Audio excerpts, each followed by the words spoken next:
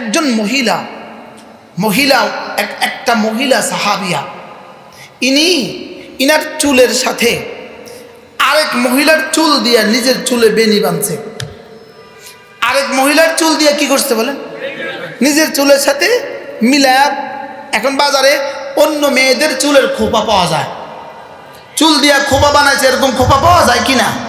এগুলো পরা ঠিক নয়, এটা নিষিদ্ধ।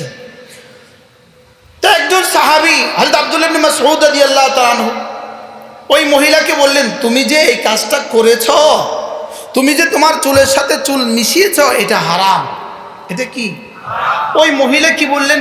ইন্নী আতলুল কোরআন, আমি তো কোরআন তেলাওয়াত করি, আমি তো কোরআনে কারিমে কোথাও পেলাম না এটা হারাম, এটা তো আমি কোথাও পাই নাই।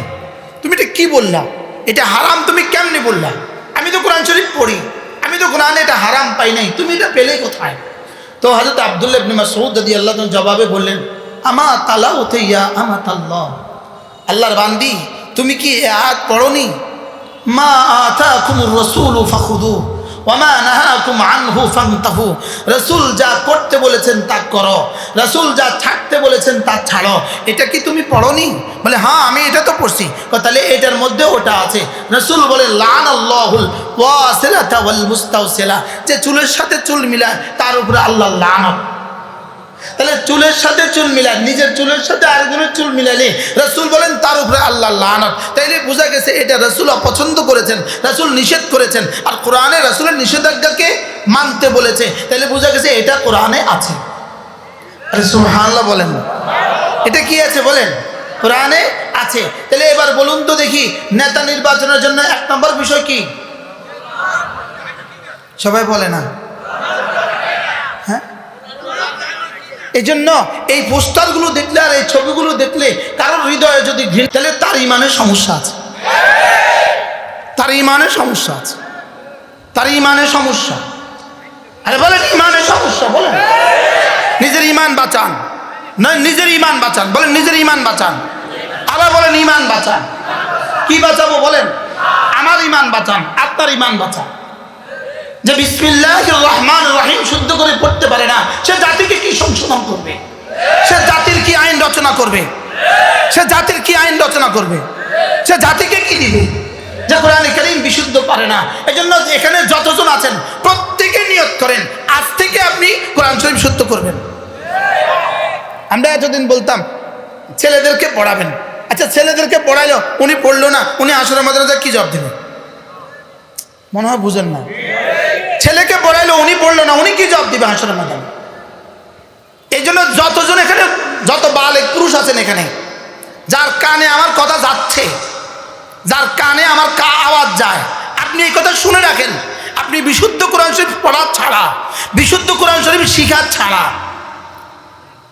হ্যাঁ কেন না কেন, আপনি শুদ্ধ করে কোরআন শরীফ পড়া ছাড়া, আপনি হার আইন আর কাফের উচ্চারণ, সাদ আর দাদের উচ্চারণ ঠিক করা ছাড়া আপনি কবরে রওনা দিয়েছেন, আপনি ফিরার জন্য তৈরি থাকেন। এতদিন আজ আদর করে কইতাম, এতদিন কি করেই কইতাম? আদর করেই কইতাম না, আদর করার কোনো সুযোগ নাই। আপনি আপনাকে জিজ্ঞেস করেন, আপনি জীবনে কত খিলি পান খেয়েছেন, আপনাকে জিজ্ঞেস করেন। আপনি আপনাকে জিজ্ঞেস করেন কত খিলি, কত কাপ চা খেয়েছেন। আপনি আপনাকে জিজ্ঞেস করেন বাজারের টাইম কত দিয়েছেন। আপনি আপনাকে জিজ্ঞেস করেন দোকানের সামনে আপনি কতদিন বসছেন। আপনি জীবনে সব পারলেন, আপনি কোরআন শরীফ ঠিক করতে পারলেন না কেন? কি হয়, মনে কষ্ট পাইছেন নাকি? না, একটা শব্দ যেটা বলছিলাম, হযরত মাওলানা আব্দুল মালিক হাফিজাহুল্লাহ তাআলা, আল্লাহ তাকে সুস্থতার জীবন দান করেন, সমস্ত হাসিদিন থেকে আল্লাহ তাকে হেফাজত করেন। তিনি বলেন যে হা একটা বর্ণ, হা, এটা যদি কারোর অশুদ্ধ হয়, তার বিসমিল্লাহ অশুদ্ধ, তার সূরা ফাতিহা অশুদ্ধ, তার রুকুর তাসবিহ অশুদ্ধ, রুকু থেকে দাঁড়ানোর তাসবিহ অশুদ্ধ, সিজদার তাসবিহ অশুদ্ধ, তার তাশাহুদ অশুদ্ধ, তার সবটাই অশুদ্ধ। বাস্তব না বাস্তব? সে দাঁড়ায় বলছে সুবহানাকাল্লাহুম্মা,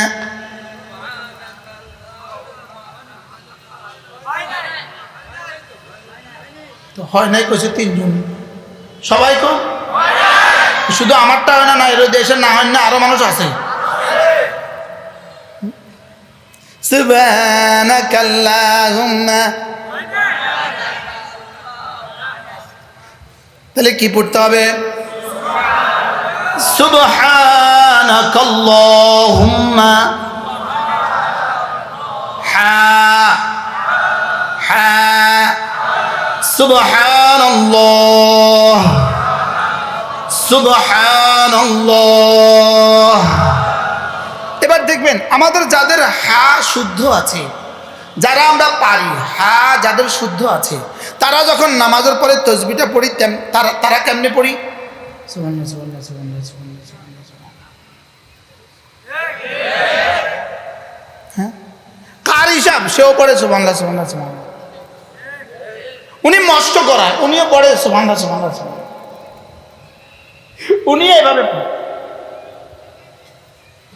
সুবহানাল্লাহ সুবহানাল্লাহ সুবহানাল্লাহ আলহামদুলিল্লাহ আলহামদুলিল্লাহ আলহামদুলিল্লাহ। হা গেল কই?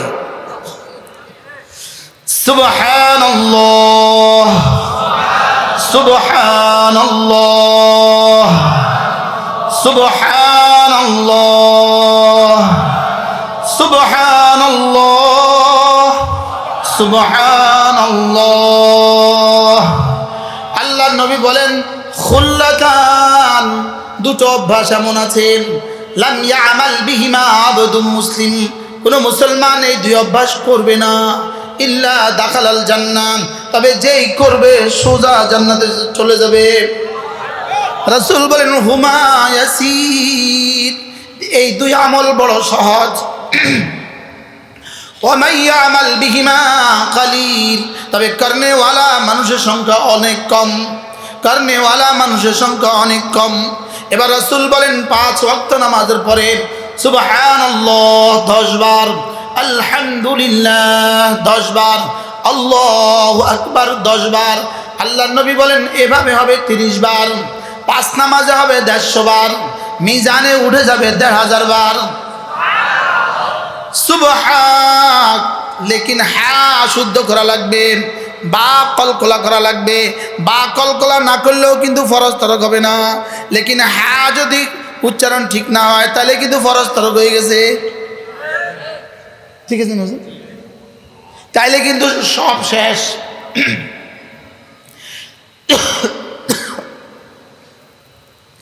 এবার আল্লাহ শব্দের লামকে পুর করা লাগবে। এবার শেষের হা আছে, হাটা বাতাসে ছেড়ে দেয়া লাগবে। তাহলে তরজমা কি দাঁড়াইলো? সুবহানাল্লাহ, পড়েন সুবহানাল্লাহ সুবহানাল্লাহ আলহামদুলিল্লাহ আলহামদুলিল্লাহ আলহামদুলিল্লাহ আল্লাহু আকবার আল্লাহু আকবার আল্লাহু আকবার।